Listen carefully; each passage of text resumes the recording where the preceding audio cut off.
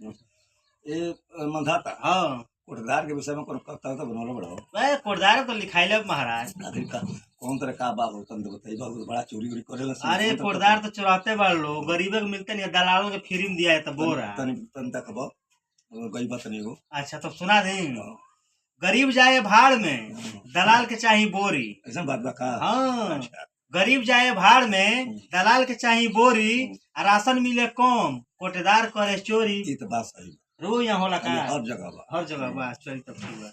मिले ना गरीब के हक भइल हलाल, मिले ना गरीब के हक भइल हलाल, आ गांव के राशन खाता फ्री में दलाल। खाता बा खाता क्लियर बाबू रघु गाँव में। हां चार गो चिमचा मिल के जौन बा ओकरा चढ़ावले रहता अपने खाता सब लोग। हाँ सही बात बा।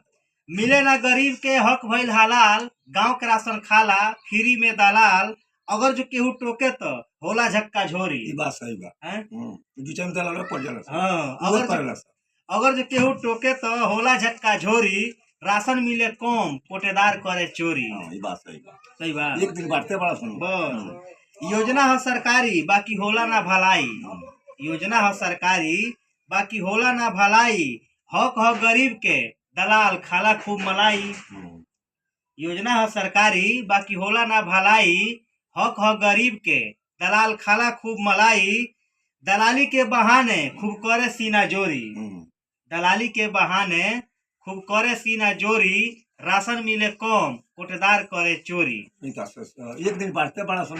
बाकी दुकान का मतलब कोटदार का मतलब कोटा के मतलब रोज खुले और एक दिन में सब बांट देता सुनो का बांटा बकिया का चाह आवेदन जब क्यों करा यूनिट पर मिलता।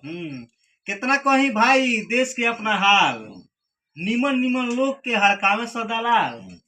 कितना कहीं भाई देश के अपना हाल, निमन निमन लोग के हड़कावे सदालाल, डोरे लोगवा देला बंटी बबली या झूरी, डोरे लोगवा देला बंटी बबली या झूरी। सुनाई तो कहां से उजन ओकरे साथ लड़िया। अरे दलाल निमन निमन लोग हड़काता, कितना होशियार के बाप जरूर 5-10 मिनट डिस्टर्ब कर फिर देता हूँ। सुनो डोरे लोगवा देला बंटी बबली या झूरी, राशन मिले कम कोटेदार करे चोरी, राशन मिले कम कोटेदार करे चोरी।